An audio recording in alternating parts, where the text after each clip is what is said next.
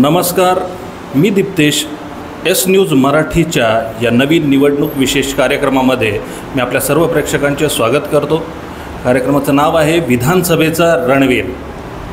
आजच्या कार्यक्रमामध्ये आपण भेटणार आहोत वंचित बहुजन आघाडीकडनं इच्छुक उमेदवार श्री अण्णाजी मोहन त्यांच्याशी आपण एक खास बातचीत करणार आहोत. सर नमस्कार. नमस्कार.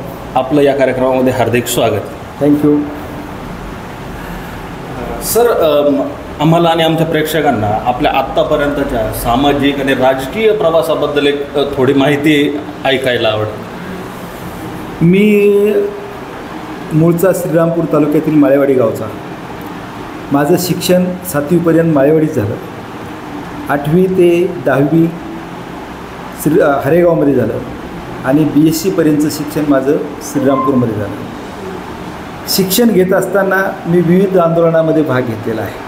मग ते विद्यार्थ्यांचं आंदोलन असेल, त्याच्यानंतर भूमिहीनाच्या आंदोलनामध्ये एक भाग घेतलेला आहे, लाँग मार्चमध्ये भाग घेतलेला आहे आणि विद्यार्थी संघटन चालवलेलं आहे. आणि विद्यार्थी संघटन चालवत असताना कॉलेज निवडणुका ज्या आहेत त्याच्यामध्ये मी CR म्हणून नेहमी बिनविरोध निवडून आलेला आहे. आणि GS असेल, UR असेल, प्रातिनिधिक स्वरूपात आम्ही ग्रुपनं काम केलेलं आहे. सांघिक नेतृत्व आम्ही त्यावेळेसही प्रदान केलेलं होतं तालुक्याला आणि याही वेळेस आम्ही त्या विचारानं प्रेरित आहोत. मुंबईमध्ये मी जे हॉस्पिटलला नोकरी करत असताना प्रयोगशाळा तंत्रज्ञ संघटनेचा मी महाराष्ट्राचा अध्यक्ष राहिलो. आणि मग सरकार आणि माझ्यात जो युनियनमध्ये जो संघर्ष राहिला, तर मी अध्यक्ष असताना प्रायव्हेटायझेशनचं वारं सुरू झालेलं होतं. 1991ला गॅट करार झाला. त्याच्यात प्रायव्हेटायझेशन, लिबरलायझेशन, ग्लोबलायझेशन जे सुरू झालं त्याच्यामध्ये प्रायव्हेटायझेशनच्या विरोधात कर्मचाऱ्यांची जे काही आजची समस्या निर्माण होणार आहे ह्याच्यावर आम्ही संघर्ष केला. हॉस्पिटलचं किंवा मेडिकल एज्युकेशनचं प्रायव्हेटायझेशन करू नये, लॅबोरेटरीचं प्रायव्हेटायझेशन करू नये याच्यासाठी मी आग्रही होतो आणि त्याच्या संदर्भात मी महाराष्ट्रामध्ये आंदोलनं उभी केली होती. त्याचबरोबर सर्वसामान्य जे काही मरीज आहेत, रुग्ण आहेत, महाराष्ट्रातल्या रुग्णांना सेवा देण्याचं काम केलं, तालुक्यातल्या जिल्ह्यातल्या लोकांना सेवा देण्याचं काम केलं. आणि त्याचबरोबर त्या लोकांना ज्या काही फाउंडेशन्स आहेत आर्थिक मदत करणाऱ्या किंवा गव्हर्नमेंटचे जे काही आर्थिक मदती आहेत त्याही मिळवून देण्याचा मी प्रयत्न केलेला आहे रुग्णसेवा करत असताना, रुग्णालयात सेवा करत असताना. त्याच्यामुळं माझी नाळ नेहमी आपल्या तालुक्याबरोबर, आपल्या जिल्ह्याबरोबर आणि महाराष्ट्रातल्या तमाम जनतेबरोबर नेहमीच राहील. दरम्यानच्या काळात मी 2016ला VRS घेतला आणि 2016ला VRS घेतल्यानंतर मी भारिप बहुजन महासंघाचा ठाणे जिल्ह्याचा अध्यक्ष राहिलो, पालघर जिल्ह्याचा निरीक्षक राहिलो. तिथं मी नगरसेवकही निवडून आणले. मला राज्यात काम करण्याची संधी मिळाली, राज्यातल्या कार्यकर्त्याबरोबर काम करण्याची संधी मिळाली आणि त्याच्यामुळं ॲज अ लीडर म्हणून शासन प्रशासनाबरोबर झगडण्याची माझी क्षमता जी आहे, क्षमता वाढली आणि मी प्रशासनाला योग्य पद्धतीनं नमवून लोकांचे, कर्मचाऱ्यांचे प्रश्न सोडवले आणि सर्वसामान्य जनतेला न्याय देण्याचं काम केलं. निश्चितच साहेब, आपला हा दांडगा अनुभव. पण मग आपल्या ह्या श्रीरामपूर तालुक्याचा जो काही विकास व्हायला हवा होता आत्तापर्यंत जो झाला आहे, तर त्याबद्दल तुम्हाला काय वाटतं? प्रथम तर मी असं म्हणेल, श्रीरामपूर तालुक्याचा विकास झाला की नाही झाला ह्याच्यावर माझं पहिलं प्रश्नचिन्ह आहे. कारण कुठलंही एखादं नवीन शहर ज्यावेळेस वसतं ना त्यावेळेस त्याची प्रगती झालेला इतिहास आहे. परंतु श्रीरामपूर तालुका अशी गोष्ट आहे, श्रीरामपूर शहर अशी गोष्ट आहे ज्याचा आर्थिक विकास होता, औद्योगिक विकास होता, त्याची अधोगती झालेलं हे शहर आहे. सगळ्यात महत्त्वाची गोष्ट मला ज्या पद्धतीनं वाटतं की जो विकास व्हायला पाहिजे तो विकास झालेला नाही. याच्यासाठी जे कोणी जबाबदार आहेत ते जनतेला माहीत आहे, मी सांगण्याची आवश्यकता नाही. या विभागामध्ये MIDC सगळ्यात मोठी MIDC निर्माण झाली, पण MIDCमध्ये उद्योग आलेले नाही आहेत. आता ते उद्योग न येण्याला जबाबदार कोण आहेत तेही सगळ्यांना ज्ञात आहे. ते उद्योग आले असते तर इथला युवक बाहेर गेला नसता. आणि म्हणून मला असं वाटतं की श्रीरामपूर तालुक्याची निस्ती वाढ झालेली आहे श्रीरामपूर शहराची नुसती वाढ झालेली आहे, ते रिटायरमेंट लोकांचं शहर बनलेलं आहे. आपल्याला जर याचं चेंज करायचं असेल तर श्रीरामपूरमध्ये नवनवीन उद्योग आले पाहिजेत. सगळ्यात प्रामुख्यानं जी गोष्ट आहे की श्रीरामपूरची अटॅचमेंट जी आहे पूर्वीपासून बाजारपेठ म्हणून नेवासा असेल, राहुरी असेल, संगमनेर असेल, राहाता असेल, इकडं कोपरगाव असेल, हे सगळ्यांचं एक सेंटर आहे. ते रेल्वे ट्रॅक आहे, रोड आहेत, इन्फ्रास्ट्रक्चर आहे. इथून 22-25 किलोमीटरच्या अंतरावर कार्गो विमान आहे. म्हणजे जिल्हा बनवण्यासाठी ज्या गोष्टी लागतात त्याही आहेत. दुसरी गोष्ट सगळे ऑफिसेस आहेत, परंतु जिल्ह्याचा प्रलंबित प्रश्न जो आहे, जो विकासाचा प्रश्न आहे, इथल्या रोजगाराचा प्रश्न आहे, इथल्या व्यापाऱ्यांचा प्रश्न आहे, इथं तो मला असं वाटतं पाठीमागं पडलेला आहे. जोपर्यंत आपण या विकासाला ज्या ज्या गोष्टी जरुरी आहेत त्या गोष्टी करत नाहीत तोपर्यंत या तालुक्याचा विकास झाला ह्याच्यावर माझं प्रश्नचिन्ह आहे. नाही, मग मागील 15 वर्षांमध्ये जे लोकप्रतिनिधी आपल्याला लाभले त्यांनी जी कामं केली त्याबद्दल आपण समाधानी आहात का? आपलं मत काय? मी तर असं म्हणेन, श्रीरामपूरच्या विकासामध्ये हे 15 वर्षच नाही तर 75 वर्ष जर मागे जाऊन बघितलं तर या श्रीरामपूर तालुक्याचा आणि या मतदारसंघाचा क्रोनॉलॉजी जी आहे ती काँग्रेसची आहे. मग विकासाला जबाबदार कोण आहेत आणि खीळ घालणारे कोण आहेत ती मला सांगायची गरज नाही आहे. गोविंदराव अधिक साहेबांनी MIDC इथं आणली, बसचा कारखाना इथं आणला, ससाने साहेबांनी काही कामं केलेली आहेत.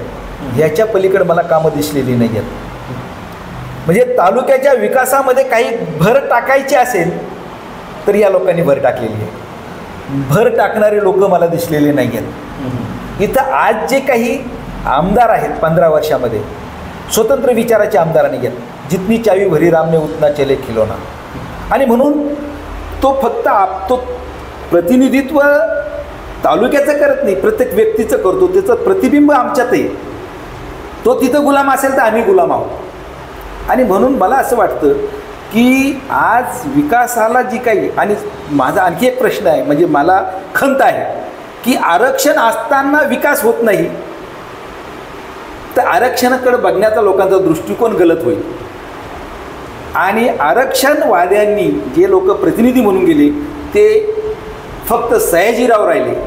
मला असं वाटतं की आरक्षण मिळाल्यानंतर संधी मिळते काम करण्याची, आणि ती संधीचं सोनं जर केलेलं नसेल ती वाईट गोष्ट आहे. ना इथं रोड झाले, ना पाण्याच्या सुविधा झाल्या, ना आरोग्य सेवाच्या सुविधा झाल्या.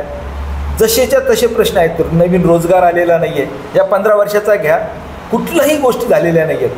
आणि म्हणून मला असं वाटतं की हे जे काही जबाबदार लोक आहेत त्यांना जबाबदारी म्हणून त्यांनी स्वीकारली पाहिजे. इथं प्रस्थापितांनी एक जातीय राजकारण केलं. रिझर्वेशन झाल्यानंतर जे काही शेड्यूल कास्टमधला जो कोणी इंटेलेक्च्युअल असेल किंवा जो प्रश्न मांडू शकत असेल, जो इथला प्रॉपर असेल, ज्याला ज्या गावच्या बोरी त्याच गावच्या बावळी म्हणतात, तर त्याला काम करण्याची संधी मिळते, तो ताकदीनं काम करू शकतो. अशी संधी इथं दिली गेलेली नाही आहे. आणि मला असं वाटतं की माझ्यासारख्या उमेदवाराला जर श्रीरामपूरकरांनी संधी दिली तर मी सांगतो की जे काही मी प्रश्न मांडलेले आहेत, ज्या प्रश्नावर प्रश्न निर्माण केलेले आहेत, ते प्रश्न सोडवण्यासाठी मी कटिबद्ध असेल. नाही, मग साधारणतः आपल्या दृष्टिकोनातून आता आपल्या या श्रीरामपूर तालुक्यातले कोणकोणते असे महत्त्वाचे प्रश्न आहेत की जे अजूनही प्रलंबितच आहेत? श्रीरामपूरचे पहिला प्रश्न आहे जिल्ह्याचा.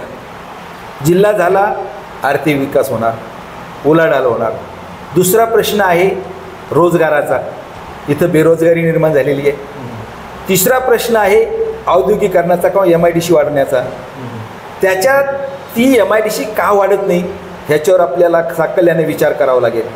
इथली समस्या ही आहे का इथला प्रशासक आणि इथला शासक म्हणजे आमदार असतील, खासदार असतील, लोकप्रतिनिधी असतील यांची सांगड झालेली आहे. आणि हे भ्रष्टाचाराचे मूळ झालेले आहेत.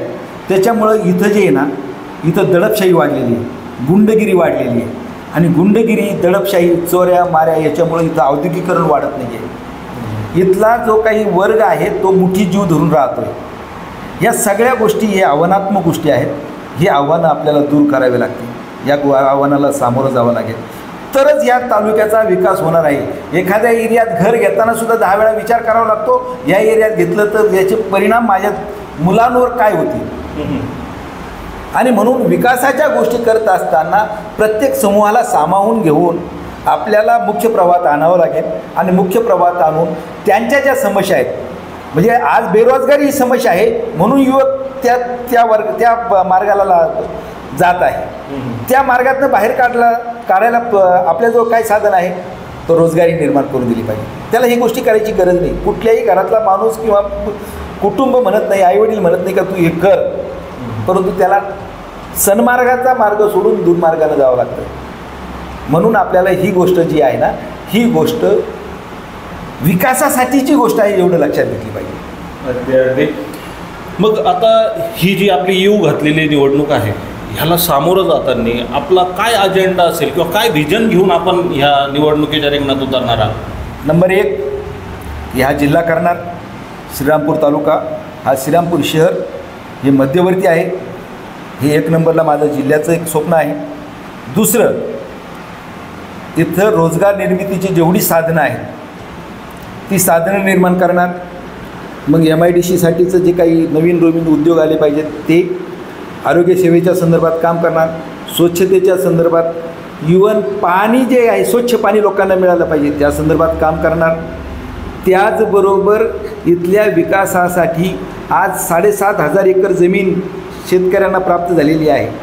आणि दुसरीकडं 100 एकर 200 एकर जमीन काही उद्योगपती कुटुंब घेत आहेत वापरण्यासाठी. त्याचा गव्हर्नमेंटला पैसाही भरत आहेत. मला असं वाटतं की 10 एकर जरी जमीन लोकांना दिली तर ते कुटुंब त्याच्यात सधन होतील किंवा त्या कुटुंबाला उद्योग निर्माण होतील. म्हणजे इथला शेतकरी आणि श्रमिक दोघंही काम करतील. आणि ही 10 एकर जमीन एखाद्या कुटुंबाला मिळाली तर दुग्ध उद्योग वाढेल. दुग्ध उद्योगाचं सगळ्यात महत्त्वाची गोष्ट, इथं दुग्ध उद्योग जो आहे तो चांगला आहे, परंतु इथलं दूध कुठं जातं तर गुजरातला. फक्त इथं संकलन केंद्र आहेत. म्हणजे आपल्याकडं जे काही प्रक्रिया उद्योग श्रीराम दूध केंद्रावर होत होती ती प्रक्रिया उद्योग नाही, दुधाचा प्रक्रिया उद्योग नाही, तर प्रक्रिया उद्योग आपल्याला आणावे लागतील. इथं सोयाबीन मुबलक प्रमाणात तयार होती, सोयाबीनचं प्रक्रिया उद्योग इथं आणावे लागतील. म्हणजे आणि दुसरी गोष्ट, आपल्याकडं एक पिकाचे भाजीपाला घेतला जात नाही, जो की शेतकऱ्यांनी 100 शेतकऱ्यांनी किंवा 10-20 शेतकऱ्यांनी जर भाजीपाला चांगल्या पद्धतीनं एक प्रकारचं हे घेतलं तर आपल्याला बाजारपेठ जवळ आहे. नुसतं मुंबईला जायची गरज नाही. मुंबई आहे, नाशिक आहे, औरंगाबाद आहे, नगर आहे. म्हणजे आपल्याला 2-2.5 तासाच्या अंतरावर आपण बाजारपेठ जे आहेत भाजीपाला आपण हे करून देऊ शकतो. तेवढं इन्फ्रास्ट्रक्चर आता तयार झालेलं आहे. आणि मला असं वाटतं की शेतकऱ्यांना त्या बाबतीत आपण प्रेरित केलं पाहिजे. नुसतं ऊस या पिकाच्या पाठीमागं लागून जमणार नाही, फळबागांच्या पाठीमागं लागणार, भाजीपाल्याच्या पाठीमागं लागावं लागणार आहे. पाण्याचा प्रश्न जो आहे साकल्यानं 8 महिने पाणी नदीला राहतं आपल्याकडं, 4 महिने आपल्याकडं दुष्काळ असतो पाण्याचा. तर आपण जर कोल्हापूर टाईप बंधारे घेतले, कारण एकीकडं आपल्याकडं प्रवरा आहे तर दुसरीकडं गोदावरी आहे, तर आपल्याला भंडारदरा धरणाचं पाणी, निळवंडी धरणाचं पाणी पण योग्य पद्धतीने जर आपण नियोजन केलं त्याचं, तर मला असं वाटतं की आपल्याला 12 महिने पाणी राहील. शेतकरी सधन झाला तर इथली बाजारपेठ सधन होईल.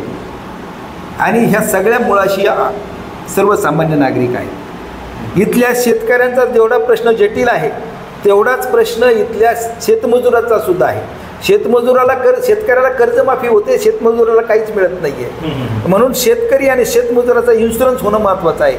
इन्शुरन्स जर झाला तर समजा सर्पदंश झाला किंवा ॲक्सिडेंट झाला तर त्या कुटुंबाला कमीत कमी सर्वाईव्ह होण्यासारखी परिस्थिती तरी निर्माण होईल.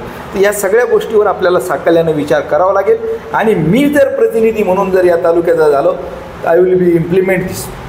हे मी इम्प्लिमेंट केल्याशिवाय राहणार नाही, याची मी तुम्हाला ग्वाही देतो. निश्चितच साहेब आपण ते करालच.